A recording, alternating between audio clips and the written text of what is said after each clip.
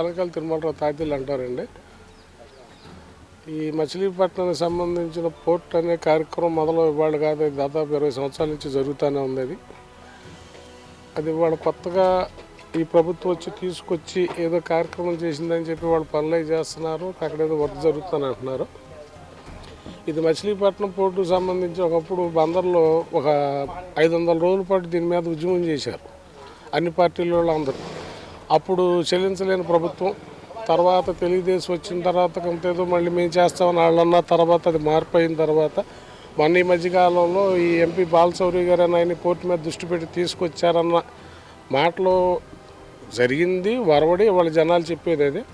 ఇవాళ అధికార పార్టీలో ఉన్న నాయకులు మేమే తీసుకొచ్చి చేసామంటున్నారు. అది ఎంత తొందరగా పూర్తయితే అందరూ సంతోషించేది.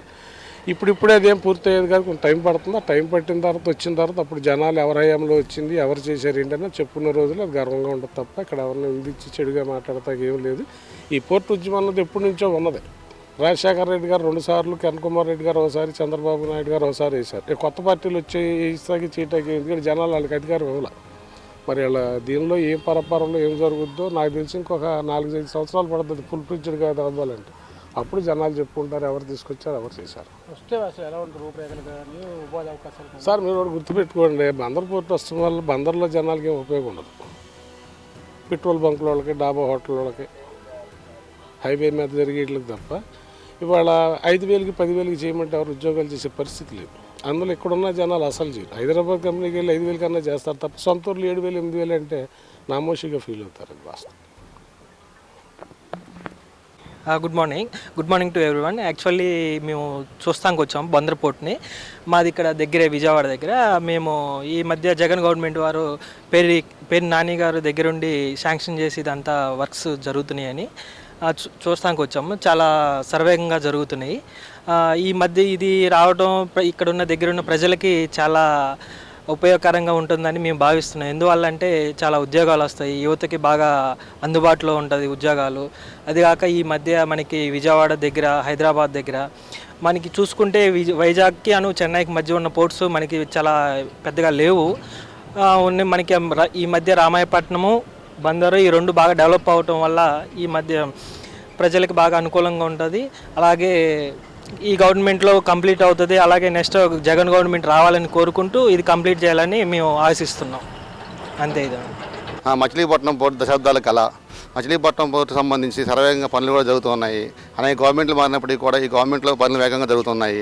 మచిలీపట్నం పోర్టు రావడం వలన పరిశ్రమలు వస్తాయి. పరిశ్రమలు రావడం జిల్లా అభివృద్ధి అవుతుంది. జిల్లా అభివృద్ధి వల్ల రాష్ట్రం అభివృద్ధి అవుతుంది. ఈ చిరకాల వాంఛించినటువంటి కోరికను తీర్చడానికి గవర్నమెంట్ కూడా సర్వేగంగా పనులు చేస్తుంది. సో పోర్టు వస్తే ఉద్యోగ అవకాశాలు వస్తాయి. సో మామూలుగా అనేక రంగాలుగా డెవలప్ అవుతుంది, ప్రత్యక్షంగాను పరోక్షంగాను.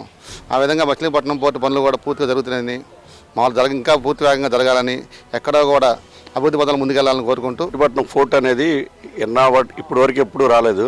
నానిగారి ఆధ్వర్యంలో అద్భుతంగా కొనసాగుతున్నాయి పనులు. కిట్టు ఆధ్వర్యంలో కూడా ముందు సాగాలని కోరుకుంటున్నాం. అది కాకుండా మెడికల్ కాలేజీ, పెన్షన్లు, ఆటో వాళ్ళకి 10,000 అన్ని రంగాలుగా కూడా వైసీపీ అద్భుతంగా ఉంది. పోర్టు గురించి చెప్పాలంటే మచిలీపట్నంకి పోర్టు రావడం అనేది బందర్ ప్రజల యొక్క చిరకాల వాంఛ. యాక్చువల్గా పోర్ట్ వస్తే ఆటోమేటిక్గా ఊరు డెవలప్ అవుద్ది. ఊరు డెవలప్ అవుతే జిల్లా రాష్ట్రం అలాగే డెవలప్ అవుతూ ఉంటుంది. అనేక పరిశ్రమలు రావడానికి అవకాశం ఉంటుంది. ఈ చాలా గవర్నమెంట్లు మారినాయి కానీ ఇప్పటి వరకు ఎవరు మాట మీద నిలబెట్టుకోలేదు. కానీ ఈ గవర్నమెంట్లో పోర్టు గురించి మటుకి జగన్మోహన్ రెడ్డి గారు కానీ లేకపోతే వైసీపీ గవర్నమెంట్ అవని ఏదైనా కానీ బాగా చేస్తున్నారు. చాలామంది కొద్దిగా అనుమానం ఉంది. ఫస్ట్లో మాకు కూడా అనుమానం కలిగింది కానీ పనులు బట్టి చాలా సర్వేగంగా పూర్తవుతున్నాయి. చాలాసార్లు 2-3 సార్లు వెళ్ళి మేము ప్రత్యక్షంగా చూసాము. ఎంత తొందరగా డెవలప్ చేస్తే అంత బాగా మనకి అభివృద్ధి చెందుతుంది. ఇది అందరి ఆకాంక్ష, తప్పకుండా జరగాలి. అలాగే ఇంకా మిగతా అవి కూడా అభివృద్ధి జరగాలని కోరుకుంటున్నాం. ఇది నా అభిప్రాయం. పోర్టు పనులు ఎప్పటి నుంచో వాళ్ళు వచ్చి టీడీపీ పయంలో పోర్టు పనులు శంకుస్థాపన చేశారు, వైసీపీ చేశారు. అందరూ పనులు జరుగుతున్నాయి. నాకు అయితే ఎవరు పనులు చేసినా ముఖ్యం కాదు, బందర్ డెవలప్మెంటే ముఖ్యం. అందరూ బాగా డెవలప్ చేస్తున్నారు. ఈ హయాంలో మటుకి పోర్టు పనులు శరవేగంగా జరుగుతున్నాయి. తెల్లారేసిన గురించి తెగ లారీలు వెళ్తున్నాయి, తెగ తోలుతున్నారు, అందరికీ తీసుకెళ్ళి చూపిస్తున్నారు. పోర్టు కనుక వస్తే కనుక నేను ఎలాగో నాకు కష్టపడుతున్నాను, మా ఫ్యూచర్లో మా పిల్లలకి చాలా బతుకు తెరువు బాగుంటుందని అనుకుంటున్నాను. బ్రిటిష్ వారు పరిపాలించేంతకాలం మా పోర్టుకి స్వతంత్రంగానే రాకపోకలు జరిగినాయి. భారతదేశానికి స్వతంత్రం వచ్చిన తర్వాత ఇండియా అభివృద్ధి చెందింది, కానీ బందర్ మీద చిన్న చూపు చూడటంతో పోర్టు కనుమరుగైపోయింది. అదేవిధంగా ఈరోజు పోర్టు విషయానికి వస్తే ప్రతి పార్టీకి ఒక ఓట్ బ్యాంకుగా మారిందే కానీ అభివృద్ధి అనేది ఎక్కడా కనపడతలేదు. ఎందుకనంటే ప్రతి నాయకుడు గెలవడానికి పోర్ట్ అనేది ఒక సాగ్గా చూపించుకుంటున్నారు. అభివృద్ధి పదంలో అభివృద్ధి చెందుద్ది అంటమే కానీ అభివృద్ధి చెందింది అని చూపించే నాయకుడు ఇప్పటికీ ఇంకా రాలేదు. మచిలీపట్నం మీద ప్రేమని ఈరోజు రాజకీయాలు చేయాలనుకుంటే పోర్ట్ ఒక హాట్ టాపిక్గా మారిపోద్ది రాజకీయ నాయకులకి. ఎందుకనంటే ఎప్పటి నుంచో నా చిన్నప్పటి నుంచి పోర్టు పనులు బిగిన్ అవుతున్నాయి అంటారు, చూస్తున్నానే ఉన్నాం, కానీ పోర్టు పూర్తయిందని చెప్పి ఏ నాయకుడన్నా చెప్తాడేమో అని చెప్పేసి మేము ఎదురు చూస్తున్నాం. ఇక్కడ స్థానికులుగా ఏ నాయకుడు భరోసా అనేది అయితే మట్టుకి ఇవ్వలేకపోతున్నారు. ఎందుకనంటే ఎన్నికల ముందు ఈ పోర్టు గురించి గుర్తొస్తుంది, ఎన్నికలు అయిపోయిన తర్వాత అసలు మచిలీపట్నం ఎవరికీ గుర్తుకు రాదు. చాలా మటుకు గత ప్రభుత్వంలో అభివృద్ధి చెందటానికి అవకాశం ఉంది అని చెప్పేసి ఆశించి గత ప్రభుత్వం చేస్తుంది అనుకున్నాం, కానీ ఏ విధమైన ఇది కూడా చేయలేకపోయారు. ఈసారి కూడా మళ్ళీ ఎన్నికల హడావిడిలో పోర్ట్ అని అదని ఇదని చెప్తానే ఉంటారు, కానీ పోర్ట్ అనేది మాకు తీరని కలగానే మిగులుతుంది, కానీ పోర్ట్ అభివృద్ధి అనేది ఎక్కడ కనబడట్లా. ఈరోజు స్థానికులందరూ కూడా ఎదురు చూస్తున్నాం. పోర్ట్ వస్తే ఆర్థిక అభివృద్ధి జరుగుద్ది, పట్టణం అభివృద్ధి జరుగుద్ది, అలాగే మా జిల్లా అభివృద్ధి జరుగుద్ది, రాష్ట్ర అభివృద్ధి కూడా జరుగుద్ది. స్వతంత్రం వచ్చిన తర్వాత మా పోర్ట్ వెనక పడిపోయింది, కానీ చుట్టుపక్కల పోర్టులు అసలు నామకావస్థ లేని కూడా అభివృద్ధి చెంది ఈరోజు మెట్రోపాలిటిక్ సిటీలాగా డెవలప్ అవుతున్నాయి. కానీ మా మచిలీపట్నం మట్టుకి జిల్లా హెడ్ క్వార్టర్ అయి ఉండి మా మచిలీపట్నం వెనకబడిపోవటం చాలా బాధాకరంగా ఉంది. స్థానికుడిగా నా ఆవేదన నేను తెలియజేస్తున్నాను. నమస్తే అంట. కానీ కొన్ని రకాలైన మబ్బులో మనం ఉండిపోయాం. ఆ మబ్బు ఏంటో మొన్న సముద్రం స్నానానికి వెళ్ళినప్పుడు దాన్ని ప్రత్యక్షంగా చూశాను. అక్కడ స్టాఫ్ను అడుగుతాం కానీ మంచి కానీ చెడు కానీ అడిగితే 5% పని కూడా అవ్వలేదు. మరి ఈ నాయకుడిగా బందర్ నాయకుడి గారు ఒక్కో బస్సుల మీద 55 మందిని వాలంటీర్లు వీళ్ళందరినీ తీసుకెళ్ళి చూపిస్తున్నారు. మొత్తం చేసేసారు. నేను చేసిన ఆయన తీసుకెళ్లి పార్టీ నుంచి గెంటేశారు. అది వస్తానికి మూల కారణమైన ఎంపీ గారిని తీసుకెళ్లి తొంగలో తొక్కేశారు. లోగడ ఇలాగే బాడీ రామకృష్ణ గారు పనిచేస్తే ఆయన్ని కూడా కాదని ఆయన్ని కూడా ఒక పక్కన తొక్కేసేసి ఈయన చేశారు. ఇక్కడ బందర్లో జరుగుతున్న ప్రజా పరిపాలన కాదండి, డిక్టేటర్షిప్. దాన్ని జనం అర్థం చేసుకుని దానికి అనుకూలంగా మెలగాలని నా ఉద్దేశం. నాకు 76 సంవత్సరాలండి. ఇది కనీసం 5 శిలకా పలకాలు పడినాయి, 5 పలకాలు పడినాయి. 5 పలకాల్లో ఇది మెయిన్. ఈయన శాతానికి ట్రై చేశాడు. ఈయన సొంత డబ్బులు పెట్టుకున్నాడు, గవర్నమెంట్ డబ్బులు పెట్టాడు, ఏ డబ్బులు పెట్టాడు, డబ్బు మనకు అనవసరం. వర్క్ చేస్తాక ఈయన ఫీల్డ్లోకి వస్తే ఈయన దగ్గర వాటాలు కుదరక ఈయన్ని తోసేసి పక్కకి మొత్తం జనం తప్పుడు నాయకుడి గారి మీద నడుస్తున్నది.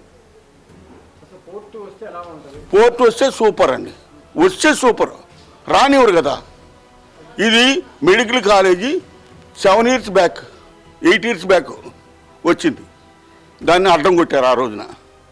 దైతామధుసూదన్ శాస్త్రి గారు మెడికల్ కాలేజీ పెట్టడానికి సిద్ధమైతే ఆయన దగ్గర profit money money money money అని చెప్పి ఆయన్ని అడ్డం కొట్టేసేసారు. ఆయన కాలం కలిసిపోయింది. ఆయన వేరే సంగతి. ఇప్పుడు వచ్చింది. ఎవరు తీసుకొచ్చారు? తీసుకొచ్చిన ఆయన వదిలిపెట్టారండి. అన్నం పెట్టిన చేయి నరికే ప్రభుత్వం అండి ఇది. ప్రజలకి